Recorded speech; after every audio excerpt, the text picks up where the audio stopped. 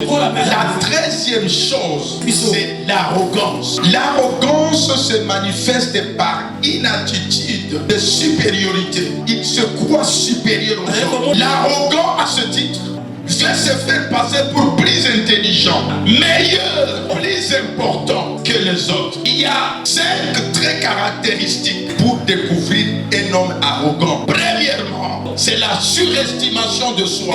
Il se surestime. Les autres sont en bas. Lui, il est là. La personne pense avoir toujours raison. Se croit plus important que les autres. Ça, c'est l'arrogance. La Bible dit que les forces soutiennent le fait. Mais l'arrogant, lui, il trouve qu'il est au-dessus des autres. Et il estime que les autres n'ont rien à dire. Celui qui a le monopole du savoir, de la connaissance. Dieu résiste aux orgueilleux et il fait grâce aux humbles. Même Jésus s'est humilié. Deuxième caractéristique, il manque d'empathie. Ça veut dire que la personne a du mal à comprendre les émotions. Il ne partage pas la souffrance des autres et même pas le point de vue des autres. Le mal qui touche les autres, ça ne lui dit absolument rien. Troisième trait caractéristique des arrogants, il a toujours besoin de dominer. En famille, il veut dominer. Dans une étude de travail, il veut dominer. Alors, cette personne arrogante cherche toujours ou bien souvent à prendre le dessus sur les autres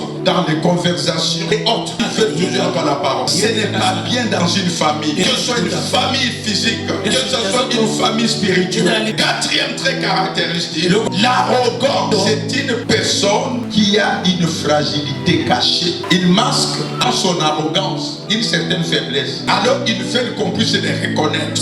Cinquième trait caractéristique, ce genre de personnes n'acceptent pas ou bien refusent toujours une remise en question. Non, quand tu le remets en question, il pense que tu es son ennemi. Ça veut dire qu'elle n'aime pas ou ne supporte pas d'être contredit. Et les personnes arrogantes ont difficile à admettre leurs erreurs.